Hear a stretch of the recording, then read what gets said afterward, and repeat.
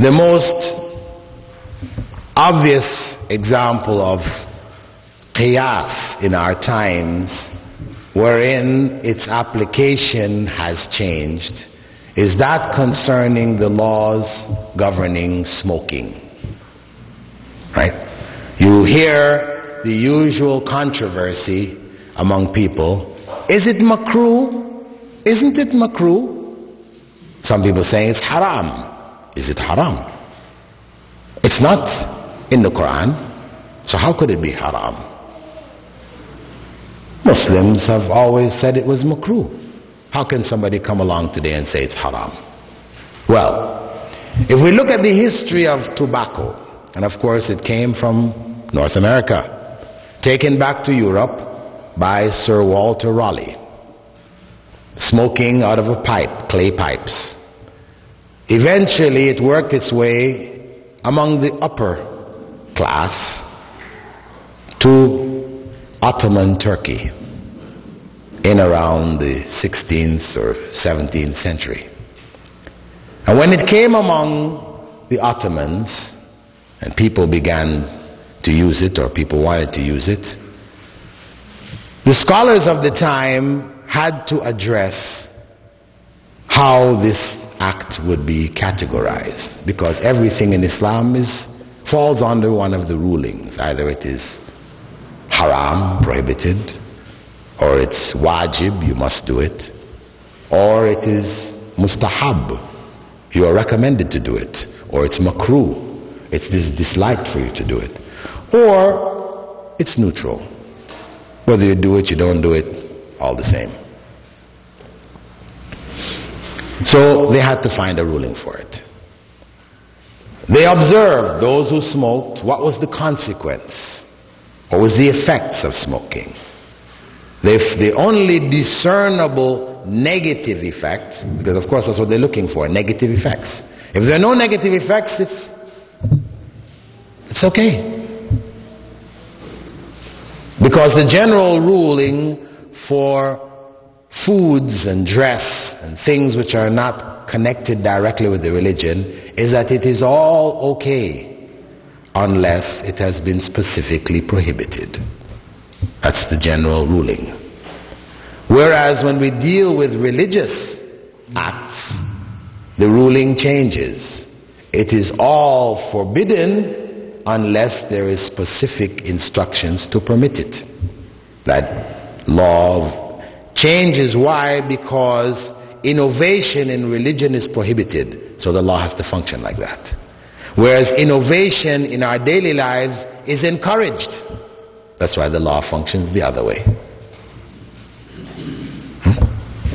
So they were looking for harm. And what they found was that smoking causes this bad breath of the smokers. That's what they could see. When they smoked, the breath changed, and the well-known smoker's breath occurred bad. So what was the ruling? What would be the ruling on things which cause bad breath? They went back into the Sharia to look to see what did Allah have to say.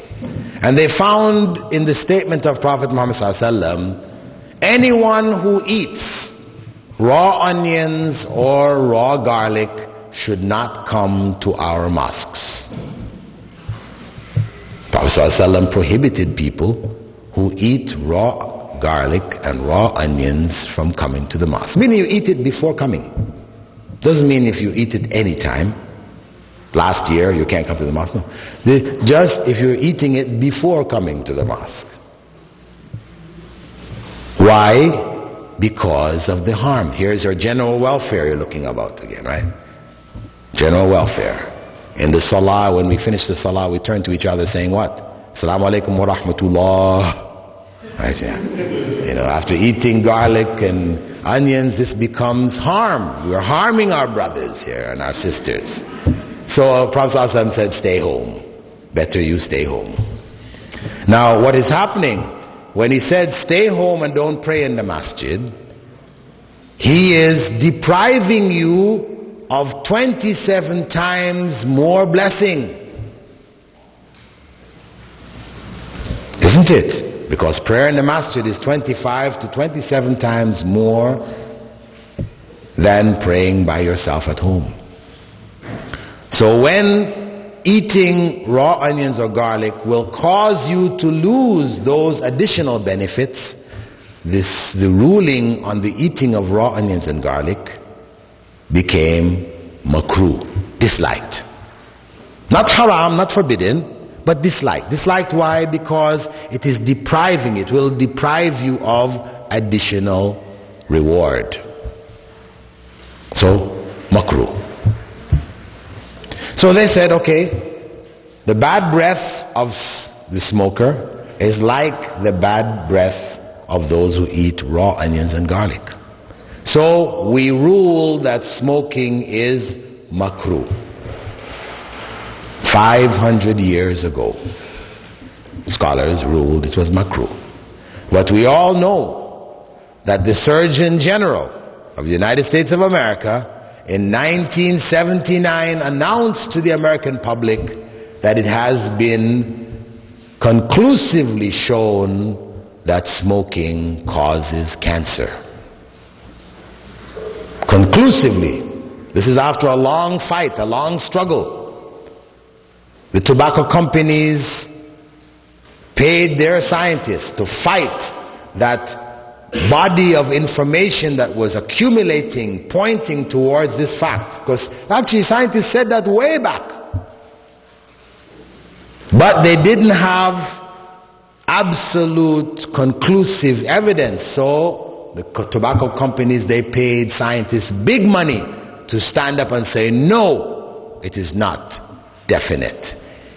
It may appear or there seems to be, but we don't have conclusive evidence. Now when the Surgeon General brought it to that point, this is now when the evidence became so overwhelming that no credible scientist would dare to stand up and say it is not conclusively proven. He would, to do that, remove any credibility he had in the scientific world.